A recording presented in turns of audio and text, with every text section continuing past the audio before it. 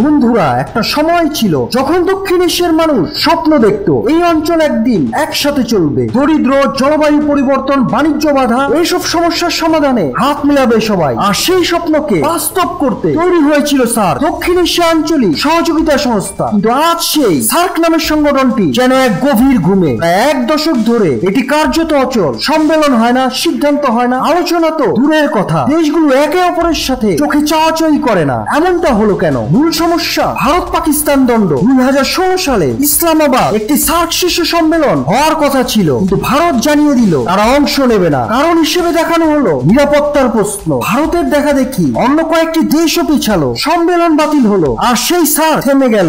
আজও সে পথ আর খোলা হয়নি। কিন্তু প্রশ্ন হলো, এই অঞ্চলে 200 কোটি মানুষের সম্ভাবনা কি ভারতের ইচ্ছার উপর নির্ভর করে থাকবে? সম্ভবত এই প্রশ্নটাই ঘুরপাক খাচ্ছে কিছু দেশের মধ্যে। শোনা যাচ্ছে পাকিস্তান, চীন এবং বাংলাদেশ এখন একসাথে একটি নতুন আঞ্চলিক জোট গঠনের চিন্তা করছে। একটি এমন প্ল্যাটফর্ম যেখানে ভারতের অনীহা আর একগুঁয়ে আচরণ আর বাধা হয়ে দাঁড়াবে না। পাকিস্তানের প্রভাবশালী সংবাদপত্র ডন তাদের একটি সংবাদকীয়তে লিখেছে, ইসলামাবাদ এখনো সার্কের প্রতি প্রতিশ্রুতিবদ্ধ। তারা চায় অন্তর্ভুক্তিমূলক আঞ্চলিকতা। কিন্তু সমস্যা একটাই, ভারত। এই জন্য বল ঠেলে দেওয়া হলো নয়া দিল্লির কোর্টে। এখন সিদ্ধান্ত তাদের। তারা কি চাইবে? আবারও সক্রিয় হোক সার্ক, নাকি নিজের একগুঁয়ে অবস্থান ধরে রেখে পুরো আঞ্চলিক প্ল্যাটফর্মকেই ভেঙে ফেলবে? তবে ইতিহাস বলছে অতীতে পাকিস্তান অনেক সময় দায়িত্বশীল অবস্থান নিয়েছে। যেমন 1995 সালের কথা ধরুন, ভারত পাকিস্তানের মধ্যে তখন তীব্র উত্তেজনা, কিন্তু পাকিস্তানের তৎকালীন প্রধানমন্ত্রী বেনজির ভুট্টো নিজে সার্ক সম্মেলনে না গিয়ে রাষ্ট্রপতি ফারুক লাগারিকে পাঠিয়ে দিয়েছিলেন। এটা ছিল পাকিস্তানের পক্ষ থেকে একটি শান্তিপূর্ণ বার্তা।